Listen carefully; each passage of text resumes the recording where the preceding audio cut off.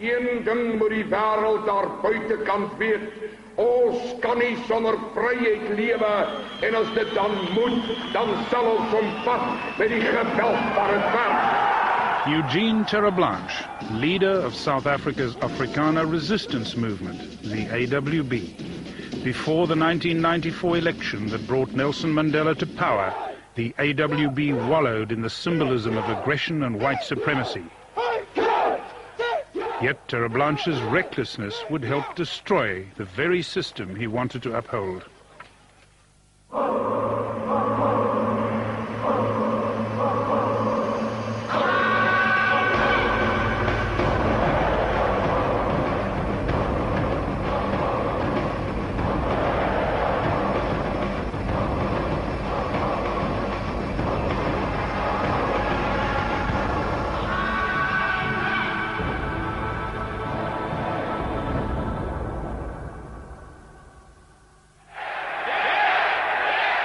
Terreblanche drew his strength from fears among white Afrikaners that their government was selling out to the African National Congress.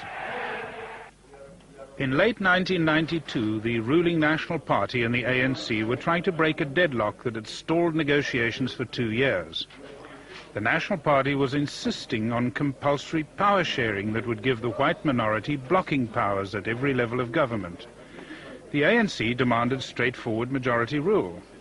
While the white extremists boycotted the negotiations, the two major players got together. We started having what we call boss berats, that is, talks away in the bush, between the ANC and the government, to try and thresh out outstanding issues. It was probably for many of our ANC counterparts the first time that they flew in government aeroplanes. It was also significant because it was the first time that we flew together in any aeroplane whatsoever.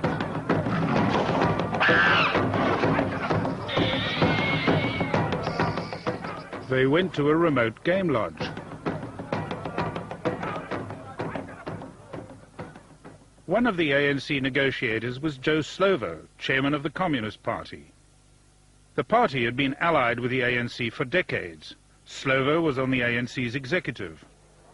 He had supported the Soviet invasions of Czechoslovakia and Afghanistan. As chief of staff of the ANC's armed wing, he had sent guerrillas into action and made fiery funeral speeches. Once and for all, those who are responsible for so much mourning. Slovo's reputation still sent shivers down the spines of government members at the conference. I went to the swimming pool and found a stranger in the swimming pool, and I wanted to walk away from it when I discovered that this was Joe Slovo. Slovo noticed me, and I had no option but to join him. Now that I felt extremely uncomfortable about, because Joe Slovo, the communist, the terrorist, what would my late father have said about this? A staunch policeman, terrorist, hunter, his son in the swimming pool with this communist terrorist.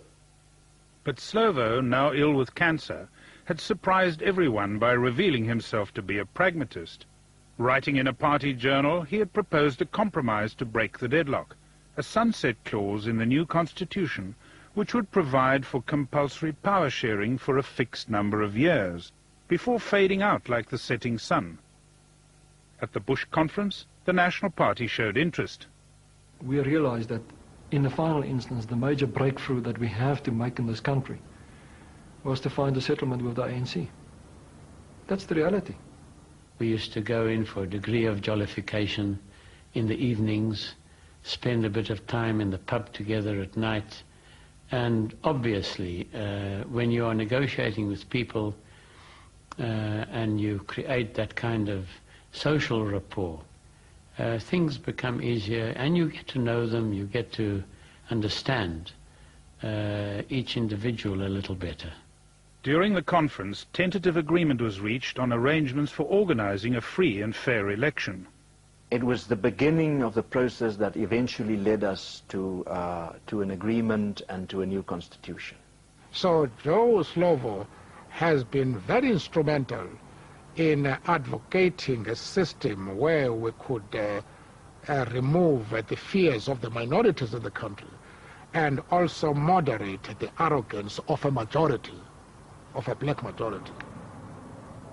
Formal negotiations began soon after in the World Trade Center near Johannesburg. The ANC and government agreed that the power-sharing coalition of major parties that would run the country would last for 5 years. Other parties had to accept.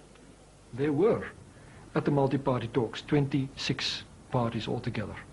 But every level-headed South African knew that essentially the settlement would come through what the government and the ANC could agree upon or not.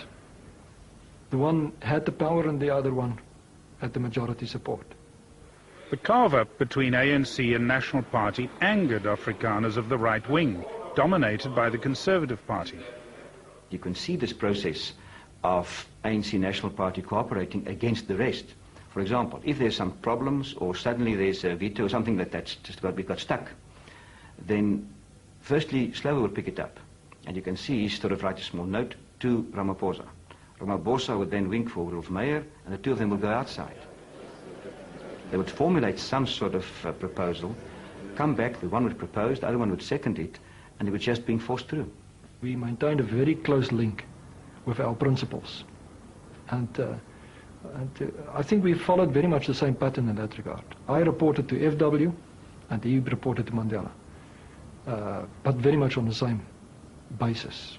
Very close line, very hands-on. The double act became known as the Rolf and Cyril show.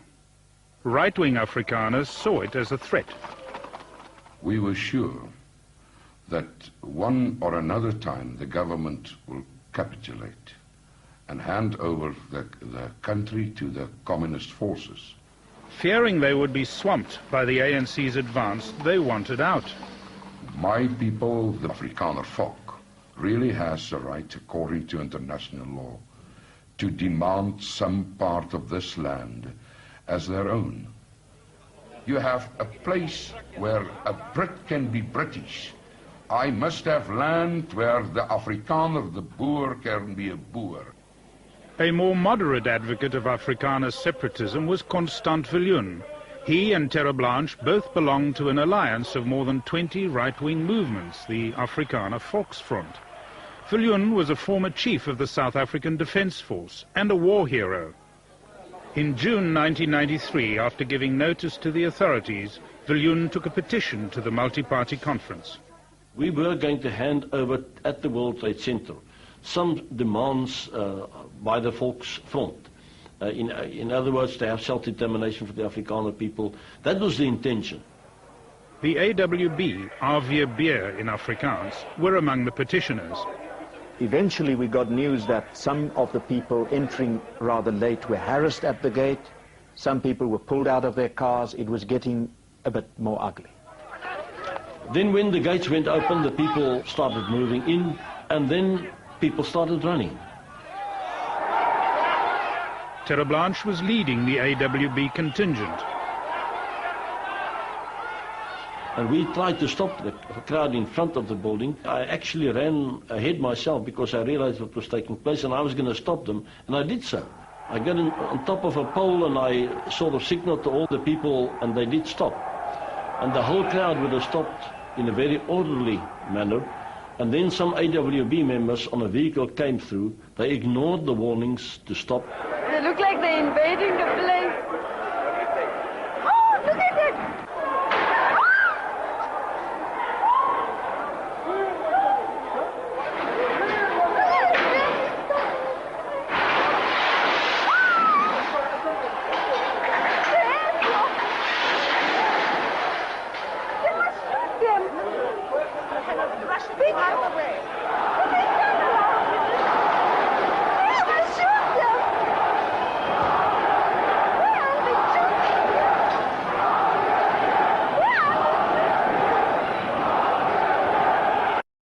All of a sudden, I saw the security people running out, and I said, "What's up?" And they said, "They've broken through and they're coming."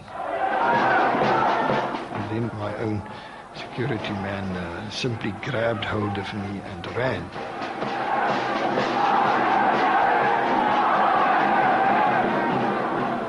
pandemonium just broke out in the entire building.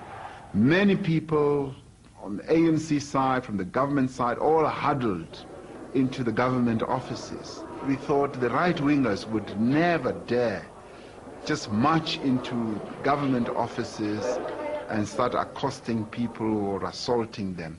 And in fact, we even feared that we would be shot at.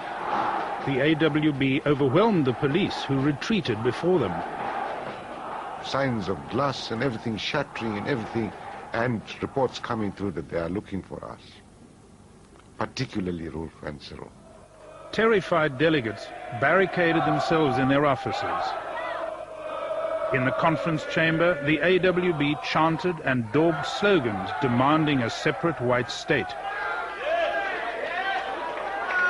An important turning point in this process was when my security guards kneeled down with their automatic weapons pointed at the corridor, and as the AWB people came round the corridor, shouted to them, "Stop!" Ministers were compelled to promise Terreblanche there would be no arrests. He agreed to take his men out. Now, this had caused not only a collapse of what we had intended, but what was intended to be something for the attention of the world, then was turned against us.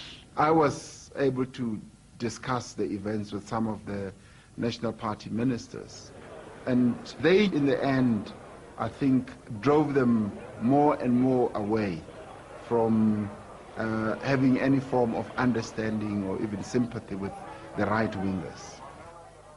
Soon after the invasion, the negotiators agreed that an election should be held the following April. With the ANC growing in confidence and looking certain to win the election, the National Party had retreated bit by bit on nearly all its power-sharing demands.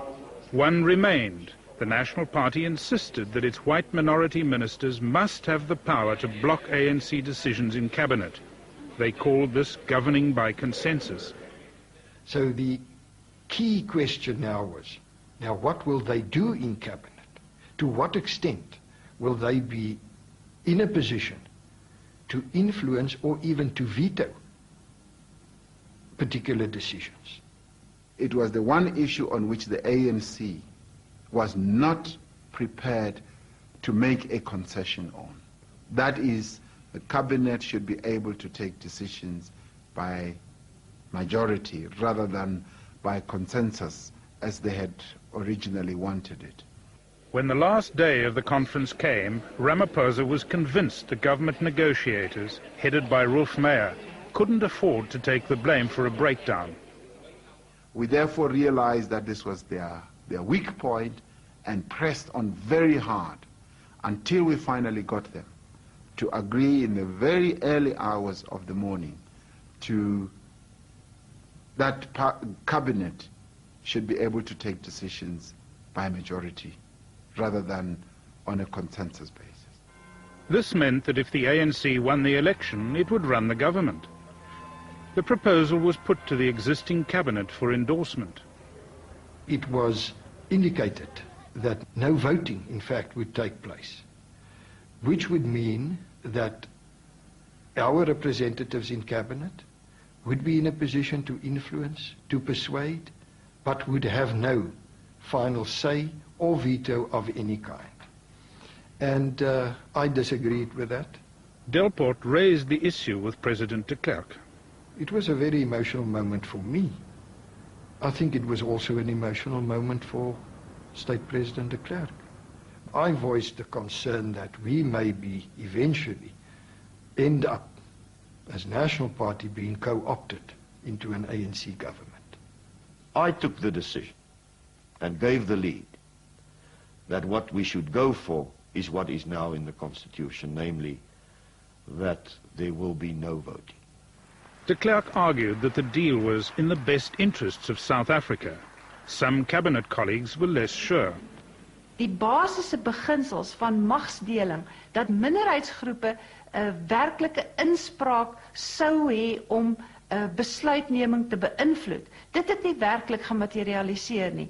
Die verste wat ons kan gaan is om te sê dat ons het 'n teenwoordigheid onderhandel in die kabinet en ons kan waarskynlik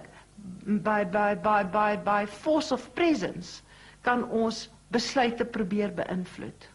As the conference wound up with the ANC triumphant, Ramaphosa celebrated his 41st birthday. I was able to see Roof Mayor for the first time dancing on the floor where we were having this party. He was quite happy, he was quite jovial, and I kept wondering whether I would have been as happy as he was if I was in his position, having finally given in the way that they had. Key National Party negotiators were satisfied they had struck a workable deal with an adversary they had grown to trust. Now the election could proceed. Terra Blanche threw all his weight into stopping the election. He summoned a rally at the Pretoria Monument to the Afrikaner pioneers. He said if Mandela wanted war, he would get war.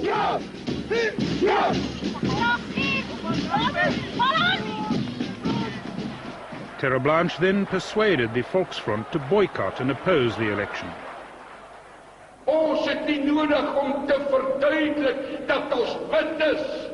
God het ons so gemaak en trou as sy kinders staan ons daarby.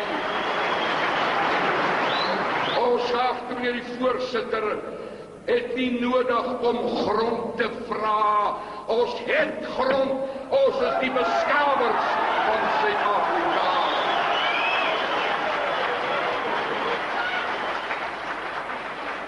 Ons is nie bereid om in 'n verkiesing in te gaan waar die ANC die boere se kop tel. Terra Blanche threatened force to block the election. Right-wingers looked for leadership to Viljoen, the experienced general. He was reluctant, though claiming he could call on 14,000 army reservists. I also had forces available, I would say, from what would split off from the defence force. Because had I really taken a military action, there was a real danger of polarization within the defence force. It would certainly have been a substantial number of people that would have splitted from the defence force and would have joined me in fighting for the liberation of the Afrikaner people. The Volksfront looked for allies. Under apartheid, each of South Africa's black groups was assigned to a tribal state, so that all blacks could be treated as foreigners. These tribal states were to be abolished on election day. Of the 10 tribal states around the country's periphery, the most populous was KwaZulu, in the province of Natal. KwaZulu was a one-party state run by the Inkatha Freedom Party, the IFP, of Chief Mangosuthu Buthelezi. He was refusing to take part in the election and could pull perhaps 3 million Zulus out with him. To organize elections with such a large sector of the potential electorate being non-starters seriously assails the credibility of the exercise. The ANC now had members on a transitional council which monitored the cabinet on matters concerning the election. They also had access to the intelligence services that had once spied on them, so they could see what their adversaries were up to. Chief Buthelezi was a greater threat to the process than Terra Blanche, because Chief Buthelezi did have a base. He had an ethnic base, a base which had as its main content political backwardness among some of his constituents, but he did have a base, and he was able to do damage. Inkatha's objectives were a war of resistance to the elections, possibly leading to secession, even though it was a harebrained idea, and certainly based on training from the ultra-white right. One IFP member confirmed that he'd seen the bill for the training of IFP members in Northern Transvaal by the white right. Here in the Rand and in Transvaal, there were certain camps where some of the Zulus were trained by AWB instructors. Another tribal state was part of the alliance with the white right. Bophuthatswana, known as Bop, was largely rural and poor, yet the main threat to the transition was to come from here. BOP was scattered over 7 areas. Its showpiece was the capital, Maputo. The country had been recognized by South Africa as an independent state, though the rest of the world and the ANC refused recognition. Its president was Lucas Mangope. About 1/3 of its budget was provided by South Africa. Under the constitution that had just been agreed, Bophuthatswana would cease to exist and become part of South Africa.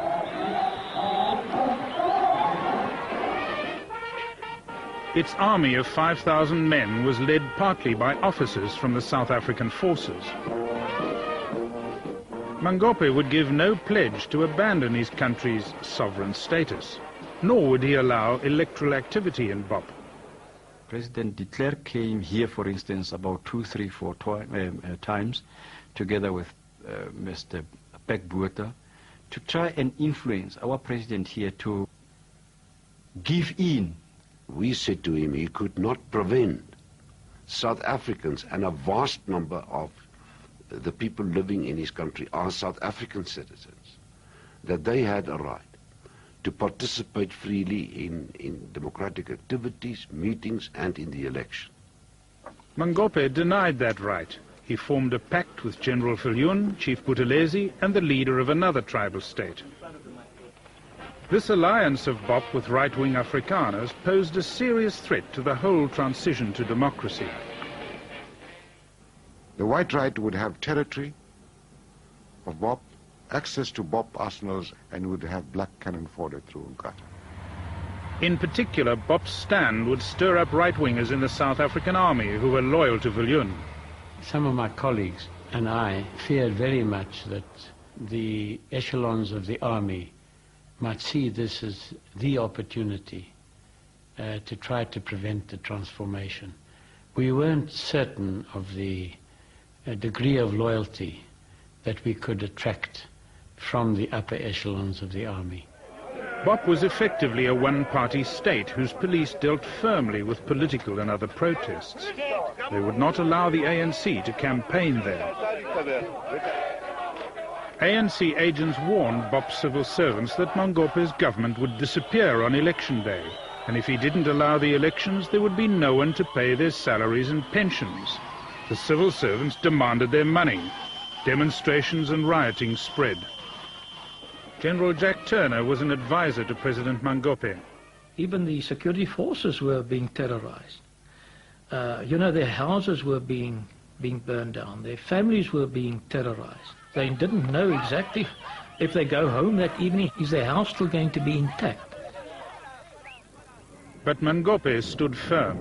When some of his black soldiers urged him to abandon his independence, he said he had powerful friends. He warned the defense force. He said to them on that day, "Look, gentlemen, if you feel you cannot toe the line with me, give me that which is mine. And leave the defense force. I'll go and get some other people to come and be in this defense force." The other people the BOP president counted on were Viljoen's militia of army reservists, mostly Afrikaner farmers who were members of the broad Volksfront alliance. As disturbances in BOP continued, Mangope saw himself as the victim of a conspiracy. For the good of South Africa, I want to expose the African National Congress, the Communist Party, and the South African government for what they are. For much too long, ever since the beginning of the negotiations, we have had secret deals between the Nationalist Party government and the Communist Party, the African National Congress. As students rioted and his capital went out of control, Mangope called on Viljoen to come urgently to his rescue. He then requested from me assistance for that weekend. I then said to Mr. Mangope that I am prepared to move in farmers for this purpose. Mr. Mangope then said to me, "Please, as far as the farmers are concerned, I will be very happy to have them, because I believe that we have a close relationship. But please do not bring the AWB." I emphasized to them, please, come in. Do not bring in the AWB. Terre Blanche's men were regarded as rabid racists. The BOP regime added a warning. And they all said to me that if you bring in the AWB, there might be a mutiny amongst their own people. But Terre Blanche now announced that he would help Mangope, so the whole white right was going in. At least some of the elements of the white right wing saw in this an opportunity to establish perhaps an Afrikaner alliance with a president like Mangope, and maybe later make a deal with him for a homeland of their own or a Volksstaat of their own. The day after Terre Blanche announced his readiness to help, part of Mangope's police force mutinied and joined the demonstrators. Law enforcement ceased. Mabata's main shopping center was pillaged. Soldiers of the BOP Defense Force were nowhere to be seen. Terre Blanche seized the moment. He issued an appeal over Radio Pretoria, a pirate station of the white right, for AWB members to gather with full kit. The more moderate Viljoen now tried to stop Terre Blanche. He did this by going to the president of the White Right Alliance, Ferdy Hartzenberg. And then in my office, Dr. Hartzenberg phoned Mr. Eugene Terre Blanche and explained to them the whole situation, and he said, please, you are not to take any AWB members. You will not participate in the situation inside Bophuthatswana. We are only going to send farmers. Terre Blanche, who had just spoken to President Mangope, took the call. And he said, you must not go in tonight. So I asked him why. And he said, no, they are organizing 4,000 men. So I said, I have had an agreement with the state president, and I phoned him already, and I said I will take in my men tonight, so I'm going to take in my men. So I did. I had a call from Mr. Eugene Terre Blanche, who offered to come in and help. And I said, please don't come in. But the AWB were going in anyway. 6700 started here from Vriendesdorp. The only firearms they had was sidearms, revolvers and pistols. The AWB's intervention was to have dramatic consequences for all white hardliners. Viljoen was determined to keep Mangope in power and the right-wing alliance intact, so he sent his men off. 3,000 to 4,000 farmers were gathering all over the Transvaal. And they then moved to Bophuthatswana by means of private vehicles and unarmed, because they were going to get the arms in Bophuthatswana. Viljoen gave the job of mobilizing the force to save Mangope to a former South African Army brigadier, Doos Steyn. Die mense wat ingegaan het nie militêre wapens saamgeneem nie, vir eenvoudige rede dat dit sou misbruik wees van 'n militêre wapen. Militêre wapens soos uitgereik in die RSA word aangewend in opdrag van die weermag. Hierdie was nie 'n opdrag van die weermag nie. Hierdie was 'n volksfront operasie. Vir daai rede is daar ooreengekom deur generaal Viljoen met generaal Turner van die Bophuthatswana, die weermag, dat die BOP weermag sou vir ons die wapens beskikbaar gestel het wat ons nodig gehad het vir die operasie. In Pretoria, intelligence reports suggested that if Viljoen's men held BOP, the South African Defence Force, the SADF, might refuse to fire on them. There were also reports that the white right, and particularly Constant Viljoen's group, had access to the commandos in the SADF, that the loyalty of the police went to the right wing also, and therefore, extending beyond that scenario, there was a prospect that the de Klerk government could be toppled by the military. Steyn took his men to BOP's military airbase. They were to sleep in the hangars there and get the weapons they needed. The next day, armed, they were to restore order and keep BOP's independence intact. Toe ons by die Bophuthatswana lugmagbasis aanmeld, is daar vir my gesê dat ek my opdragte by die generaal moet gaan kry, dat my troepe daarna hulle wapens sou ontvang. The intruder, Terre Blanche, had also been allowed into the airbase. This was to keep him out of town, where AWB men had already been terrorizing local blacks. Turner sent officers to fetch him. So I said, yes, I will go in and I'll follow them, and they took me to Jack Turner. Turner saw the welcome Volksfront man and the unwelcome AWB man together at Defence Headquarters. I asked Mr. Ter Blanche what were they doing there? And he said, they have come to help. So I said, but we did not ask for your help. And he said, your president asked for help. Turner consulted his superiors. And then he demands that I must leave Bophuthatswana. Me, Ter Blanche, must leave Bophuthatswana. Because I'm busy overheating the situation because of my presence. So I said to him, that's bloody nonsense. More looting and disorder were expected at dawn, but the argument with Ter Blanche went on all night. Ek was baie frustreerd, want die tyd het geloop. Hierdie ouens wil hê ek moet môreoggend as die son opkom moet ek in operasie wees, maar die wapens word nie uitgeruik nie. Well, I said, gentlemen, it can't carry on like this, and we want the AWB out of Mabatu as soon as possible. And I wanted them out before first light, before the people started seeing that the AWB were there. And why I knew there was going to be conflict, because the AWB was seen to be a racist type of organization. And our soldiers were, especially our soldiers, were against them being there. By now, the Bop army had noticed Ter Blanche's presence at headquarters. When my own troops heard that some of the weapons were being earmarked for the Volksfront, they didn't like it very much. In actual fact, they refused to load any weapons onto vehicles, and that any of the weapons were to be given to the Volksfront. Because once again, they saw the Volksfront as part of the AWB contingent. One Bop soldier explained their position. Hy het gesê, daar word nie meer in die Bop weermag onderskeid gemaak tussen Volksfront en AWB nie. Elke ou wat nou daar rondloop, wat nie deel van die Bop weermag is nie, word beskou as 'n lid van die AWB. When dawn showed the white right at the airbase, the Bop soldiers' anger grew. They wanted us to get rid of them as soon as possible. And they even said that they were preparing to attack those people if those people did not leave immediately. Eventually, the AWB agreed to leave. What then happened helped bring down the regime they had tried to save, and with it the whole breakaway movement.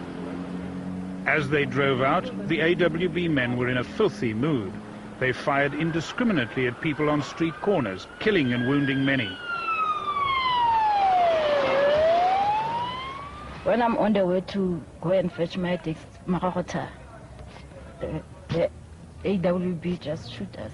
I just hear the shooting, and I get inside the car. I was just crying. I told the people, they shoot me in the leg for nothing. This casual butchery further enraged the Bop army. The AWB were now driving out of town in several columns. Not all of them found their road clear. In one area, a crowd formed at a roadblock manned by Bop soldiers. The crowd chanted anti-AWB slogans. One of the departing AWB columns headed towards them and opened fire to clear the road.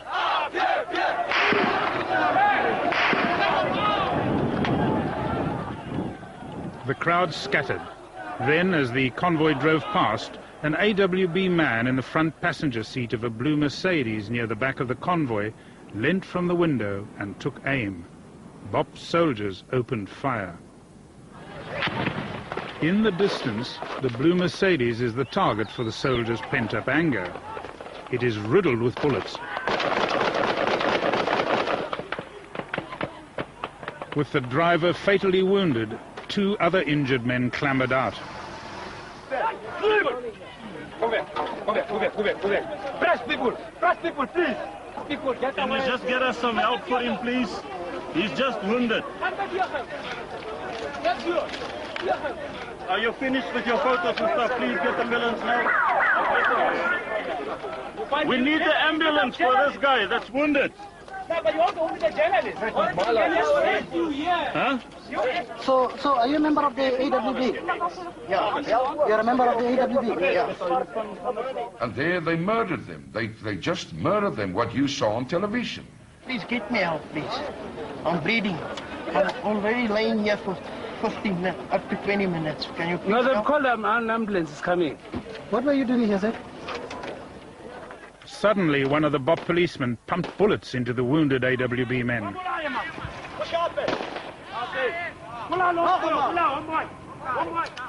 3 of them were shot like dogs in the glaring publicity of television lights and cameras. That had an enormous effect on the right-wing willingness to resist the elections further by means of violence and terrorism. And I think mothers, wives, parents for the first time realized that this talk of fighting it for a Boer start meant that their sons and daughters would be killed no matter how tough they talked. The events were sad, but it did have the effect that you cannot play with the peace process in this country, and this country is simply not up for grabs. Now you held me responsible. At least the AWB tried to help, and what is more interesting is, at least on record there it stands now, that we were willingly to die for black people, for an independent black state, Botswana. How can I feel myself responsible? I, my friend, I have to answer myself and the voices in me, the voice of my people. During the attack on the Mercedes, the Volksfront men had remained at the airbase. They stayed there while our people were murdered and we were attacked, and late in the afternoon they slipped away. Dis ook nadat daai onttrekking plaasgevind het, wat daar finaal besluit is dat daar is nie meer sin daaraan as ons daar sou bly nie. The government now decided to get rid of Mangope. The ANC assigned a top man to ensure that this was done. He was Mac Maharaj, a member of the Transitional Council. 6 years before, when Mangope was the South African government's pet tribal ruler, they had rescued him from a coup. Now, deferring to BOP's foreign status, the foreign minister, Pikbota, was sent to depose him. We boarded a plane, flew to what was known in the old days as Mafeking, Mabatuda, and from there flew to President Mangope's residence in a helicopter at night. We got to Mangope's late at night. We were aware that he was guarded by at least 60 bodyguards, all well armed. The South African team entered the president's home. Mr. Botha was very uncomfortable because of the President Mangope's association with the South African government, in particular with Mr. Pikbota. They have been together for 17 years. And it was my duty to put it to President Mangope in a friendly, courteous, but firm way. That, look, Mr. President, it's over. And you can still participate in the elections. But you cannot simply sit here in your private residence while people are dying. I was watching him throughout the meeting, and his hands at some stage were shaking. I intervened to say that the central feature of the situation was that the administration has collapsed. The public refused to acknowledge his administration's authority. You know, Mr. Pikbota came accompanied by Mr. Maharaj, who apparently came to ensure that Mr. Botha carried out his instructions, Mr. Maharaj's instructions. Mangope refused to even address me, but realized that the game was up, and he then expressed extreme disquiet and with Pikbota, said he felt betrayed by Pikbota. He then asked whether he could not address his people. And I said it would serve no purpose. It's gone.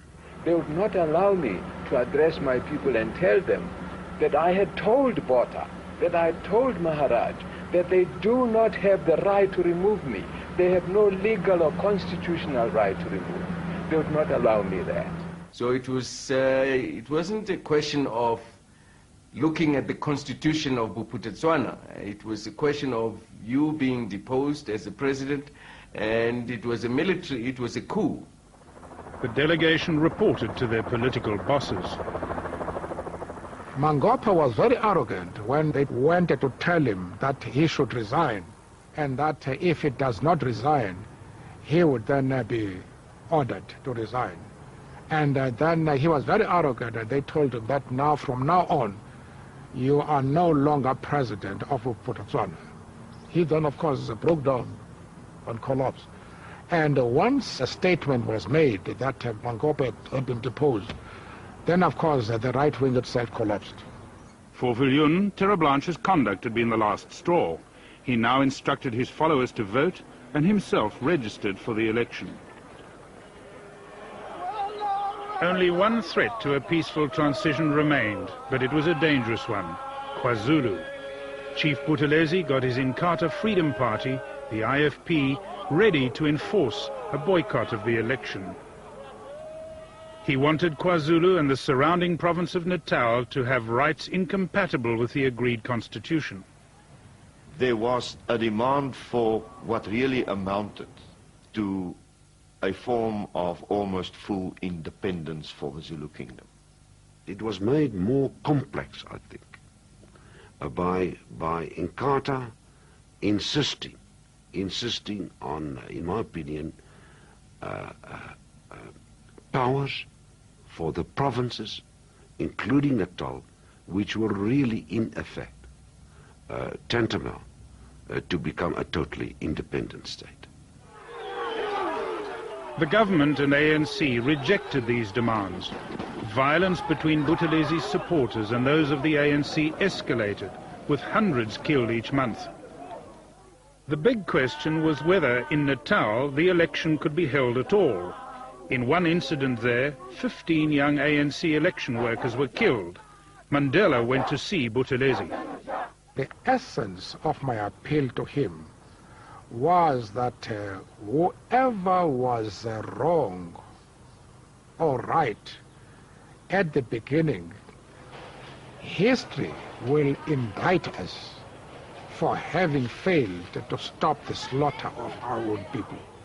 And the only thing that we can do now is to unite and to take part in the elections. I'm not devious by nature. God didn't make me that way. So when I said we're not going to participate, I meant that we're not going to participate. Simple as that.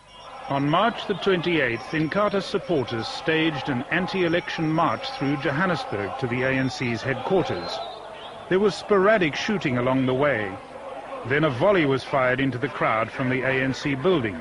Altogether, more than 50 people died.